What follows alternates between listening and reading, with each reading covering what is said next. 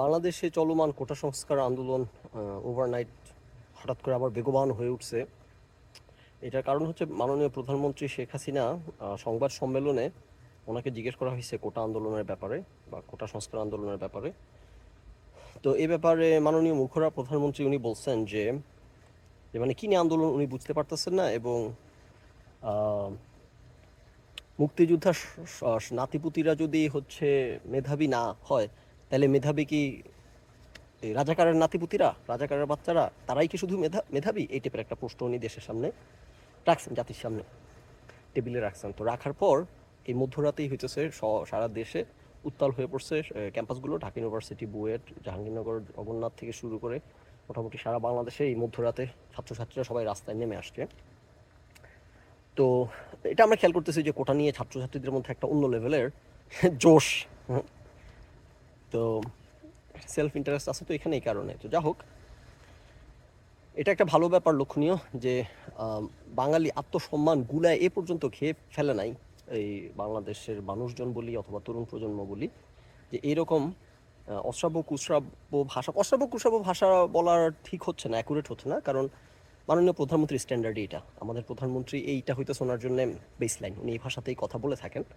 So হ্যাঁ, yes, standard ideally speaking অশ্রাব্য কুশ্রাব্য ভাষা, কিন্তু মাননীয় প্রধানমন্ত্রীর মুখের ভাষাকে রেফারেন্স পয়েন্ট হিসেবে ধরলে সবসময় যেভাবে কথা বলেন সেভাবেই কথা বলছেন।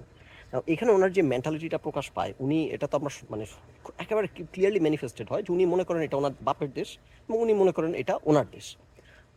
উনি এবং ওনার বাবা এই দুজন মিলে দেশ স্বাধীন করে নিয়ে আসছেন। এই যে 30 লক্ষ লোকের জীবনের বিনিময়ে বলা হয়, যেটা সত্য না, যে বলা হয়, এবং যারা আত্মত্যাগ করছে, যারা শহীদ, যারা যুদ্ধ করছে, এরা কারোদের জীবন না, দেশ উনি এবং ওনার বাপের, মানে ওনার পিতার আর কি, ওনার আব্বুর, মানে আমাদের সবার আব্বুর আর কি, জাতির জনক বঙ্গবন্ধু, হাজার বছর শ্রেষ্ঠ বাঙালি বঙ্গবন্ধু শেখ মুজিবুর রহমানের, ওনার মেয়ের, ওনাদের দুইজনের দেশ।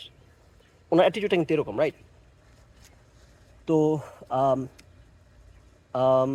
নাও এখন ব্যাপার হচ্ছে যে এই ধরনের আন্দোলন যখন শুরু হয়, তখন মনে করেন যে মানে কোটা সংস্কার আন্দোলনের তো কথা বলছি, এই জন্য একটা এপিসোড করছি কয়েকদিন আগে, এই জন্য আনুষঙ্গিক বিষয়ে টাচ করি, ট্যানজেনশাল বিষয়গুলো। মানে আমি ভাবতেছি আগামীকাল সকালে ঘুম থেকে ওঠার পর সবচেয়ে বেশি চিপায় কে থাকবে বলেন তো? এটা একটা কুইজ, উত্তর দেন।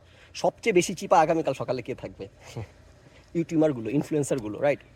যখনই তরুণদের একটা আন্দোলন শুরু হয়, বা কোটা সংস্কার আন্দোলন বা সড়ক আন্দোলন, তখন সবচেয়ে বেশি চিপায় থাকে এই ইনফ্লুয়েন্সারগুলো, যে এখন আমাদেরকে মুখ খুলতে হবে। শেট, সবসময় আমার তরুণ প্রজন্মকে নিয়ে কথা বলি, তরুণ প্রজন্মকে নিয়ে কাজ করি। এখন তরুণ প্রজন্মের সবচাইতে যে একটা আন্দোলনের সকল তরুণ প্রজন্মের এঙ্গেজমেন্ট আছে, এমন একটা বিষয়ে আমরা জাফর ইকবাল স্যারের মতো লুকায়ে থাকবো, এটা তো খুব খারাপ দেখা যায়। সো তারা মুখ খুলতে বাধ্য। তো কালকে সকালে এরা সবচেয়ে চিপে থাকবে। আর জাফর ইকবাল স্যার উনি তো বেঁচে গেছেন কলাম লেখা বন্ধ করে দিয়ে। জাফর ইকবাল স্যার উনি কিছুদিন দাবি করছেন, কপ পিটাইছেন, যে উনি কলাম পড়েন না, ফেসবুকে কে কী বলে উনি জানেন না। কিন্তু বাস্তবতা হচ্ছে উনি শুধু জানেন না। আমি আপনাদেরকে বিভিন্ন পর্বে যখন আলোচনা করছি, এপিসোড করে, তখন প্রমাণ আদি দেখাইছি জাফর ইকবালের কথার টোন থেকেই উনি খুব ভালো করে জানেন ফেসবুকে ওনাকে কী বলা হয়, কীভাবে গালমন্দ করা হয়, ওনার ব্যাপারে তরুণ প্রজন্মের অবস্থান কী বর্তমানে। উনি তামাশা করেন যে আমি কিছুই জানি না, আমার ইন্টারনেট নাই, আমি ফেসবুক অ্যাকাউন্ট নেই, এগুলা।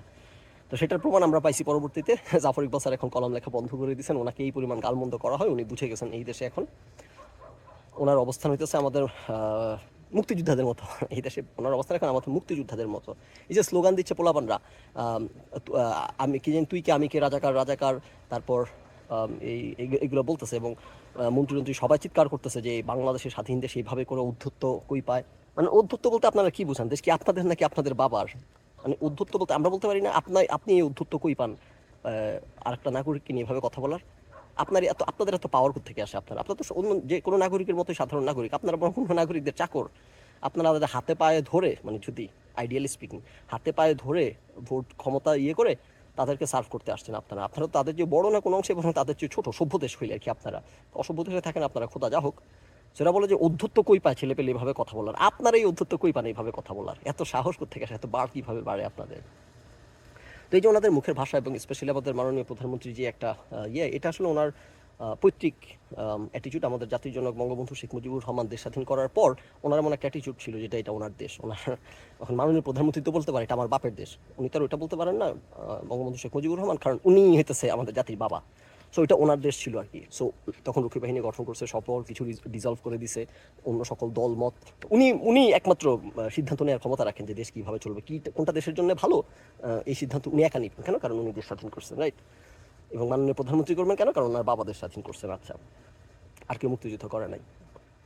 তো এটা একটা ভালো ব্যাপার হচ্ছে যে এগুলো করে ওনারা মুক্তিযুদ্ধর যে একটা মানমন্দির তৈরি করছিলেন, সেই মানমন্দিরটা ওনাদের হাতেই ভাঙা পড়তেছে। এটা একটা ভালো ব্যাপার হচ্ছে, আমি জেনুইনলি আমি মনে করি এটা খুব ভালো কাজ হচ্ছে। যে এখন মিছিল এগুলো বলতেছে শেখ হাসিনা বাংলা ছাড়, এগুলো বলতেছে, এগুলো তো বলা যাচ্ছিল না কিছুদিন আগে। এবং মুক্তিযুদ্ধকে নিয়ে ট্রল হচ্ছে, রাজাকার, যে তুই কি আমি কি, রাজাকার রাজাকার, এগুলো স্লোগান হচ্ছে। তারপর আমরা সবাই রাজাকার, এগুলো বলতেছে। সো ওনারা যে মানমন্দির বানাইছিলেন, ওই মানমন্দির ওনাদের হাতেই ভাঙা পড়তেছে। আর জাফর ইকবাল স্যার কলাম লেখা ছেড়ে দিয়ে খুব বেঁচে গেছেন এখন, কারণ উনি এখন কী করতেন, কোটা আন্দোলনের সময় জাফর ইকবাল স্যার কলাম লিখেন না, প্রচণ্ড সমালোচনার মুখে বের হয়েছিলেন, হয়ে পারলেনই না, সাথে সাথে ছাত্রদেরকে শুরু করলেন, তাদের এই সমস্যা ওই সমস্যা, মুক্তিযুদ্ধ চেতনা, সাথে সাথে দুটো লাথি খেয়ে জাফর ইকবাল স্যার আবার গর্তে ঢুকে এখন উনি মন খুব খারাপ, উনি আর কলাম লিখবেন না এই দেশে। উনি তো ভালো হয়েছে, বেঁচে গেছেন উনি কলাম লেখা বন্ধ করে আর কি। এখন আপনাদের ইনফ্লুয়েন্সার ইউটিউবারগুলো তারা যদি ইয়ে করা বন্ধ করে দেয়, তাদের চ্যানেলগুলো এরকম করে বন্ধ করে দিত, জাফর ইকবাল স্যারের মতো যে লজ্জায় আর মুখ দেখাইতে পারতেছি না, 2 দিন পর পর আমাদেরকে টেস্ট চাইতে হয়। তো যাও, আমি মনে করি কোটা আন্দোলন দেখেন কি কোনো এত গরম বাবা রে বাবা, কোনো আউটকাম তো আসেই নাই আগের বার। উনি তামাশা করে কোটা সংস্কার আন্দোলনকে কোটাই থাকবে না বলে একটা তামাশা করে, কারণ এত বড় আন্দোলনের পর এখন আবার আন্দোলন করতে হচ্ছে। এই পজিটিভ মারানিগুলার যে বলি কথা, এগুলার কানে ঢোকে না, রাইট। সো এই আন্দোলন থেকেও কতটুকু কি ফল আসবে জানি না, যদি বা ফল নাও আসে, মানে কোনো প্যালপেবল রেজাল্ট যদি না আসে, যে দাবি সেই দাবি যদি সরাসরি আদায় করা না হয়, কোটা যদি সংস্কার নাও হয়, আমি মনে করি এটা স্টিল একটা সফল আন্দোলন। ইন দ্যাট এই যে এই মুক্তিযুদ্ধ নিয়ে যে একটা তামাশা একটা শুরু করছে ওরা, ওই জিনিসটার গালে চপেটাঘাত করা গেছে। এখন পোলাপান স্লোগান করতেছে এই দেশের মধ্যে যে আমরা সবাই রাজাকার, রাইট। আমার জন্য পার্সোনালি এই কোটা আন্দোলনের থেকে এটা একটা বড় প্রাপ্তি।